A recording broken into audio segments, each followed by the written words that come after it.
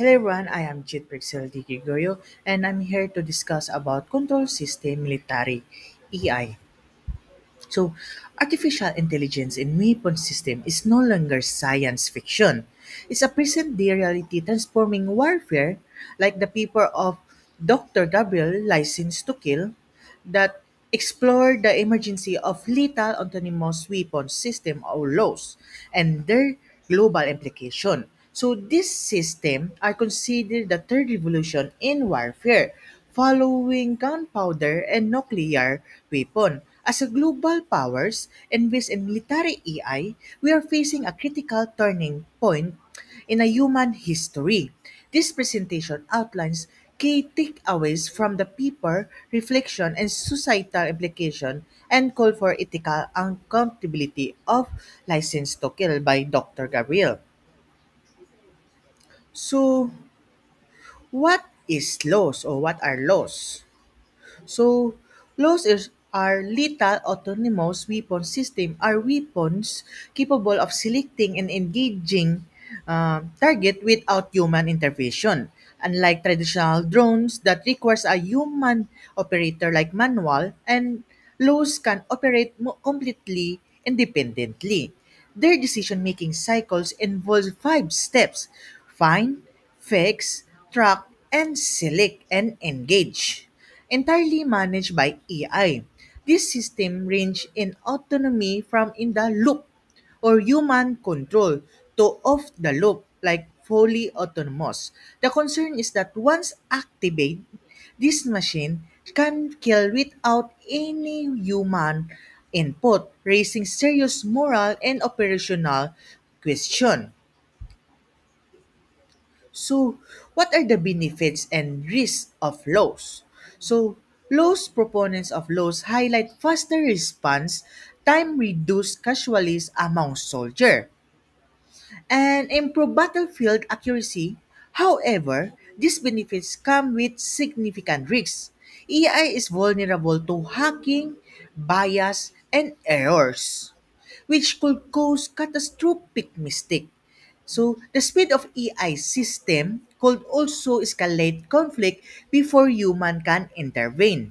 What experts call flash wars or wars if AI is integrated with nuclear system. The risk to humanity is multiplied. So ultimately, laws might be easier to go to war, lowering moral and political barriers that protect a global peace. So, global race for military AI. So, current nations like USA, China, Russia, Israel, and South Korea are leading to development of military AI. These countries have already developed semi-autonomous drones, tanks, and even robotic submarines. Swarm technologies, drones that operate as a coordinate group, are seen as a game changer, but are the most impossible to control manually. So, countries view military AI as a strategic advantage, sparking a global arm race. So, the lack of unified regulation means we may soon live in a world where multiple states and even terrorist groups have a possess of autonomous killing machine. So about human control and accountability. So one of the biggest challenge with laws is accountability. If a machine commits a war crime, who is to blame? The programmer, the military, the commander, or the president, or the AI itself? So this responsibility gap is unacceptable in international law. The principle of meaningful human control seek to ensure that human remains responsible for critical decision, especially regarding life and death. Without clear accountability, there is no justice in human rights are compromised. Ensuring human oversight in AI operation is not just a technical requirement, it's an immoral or moral imperative. So next is ethical concern. So, the most profound question laws raise is, should machine be allowed to kill humans? Many ethics argued that delegating life or death decision to algorithm is a violation of a human dignity, such as a system dispersonalized war, turning people into mere data points. it also creates an emotional detachment from killing, which could make violence more acceptable in society. While some argued that machines may be less emotional and therefore more precise, the lack of empathy, something essential in a moral decision making. Crossing this line could erode the very values that define us civilization. So, current international action. Since 2014, nations under UN Convention on Certain Conventional Weapon or CCW have been debating regulation on laws. In 2019, they agree on guiding principle but these are not binding. So, many decisions including the US, Russia or opposing on a ban arguing it will be hinder innovation. So meanwhile over 30 countries and hundreds of scientists and NGOs are calling for treaty to ban. So fully autonomous weapons, the lack of conscious make international regulation difficult and unless progress is made negotiation may collapse, leaving the world vulnerable.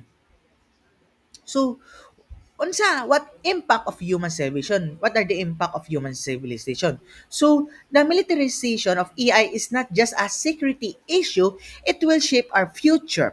Laws could destabilize global relation, empower authoritarian regimes and increase the risk of conflict. So, on a societal level, the normalization of AI driven violence may lead to more surveillance, loss of privacy, and reduced accountability and governance. So, as a technology outpace regulation, we risk creating a world where machines make a mm, critical ethical decision that humans no longer control. So, the future challenges are the identity, values, and the way we relate to each other as a human being. So, what are the ethical standards in military AI? So, in this ethical standards is the paper strongly recommends several ethical standards for laws. First is to global ban on fully autonomous weapon. Second is universal implementation of meaningful human control and all military system. Third is develop verification technology to ensure compliance with arms control treaties. So this standard most also includes strict rules on the export of military AI to prevent proliferation to rogue states or terror groups. Ultimately, development of AI in our warfare must be guided not just by what is possible, but what is right. So, what is my thoughts or final thoughts about this? So, as a future engineers or scientists or a normal citizen in our country, we face a choice to build technologies that uplift humanity or those that endanger it. Laws may offer strategic advantage, but they also threaten the moral fabric of our civilization. So it is crucial that we demand transparency, accountability, and ethics in every stage of AI development. We must ensure that human, not algorithms, remain at the center of life and death decision. And the word of people, the right to kill should never given to machine. Let this be our collective stance for peace. So that's all, and thank you.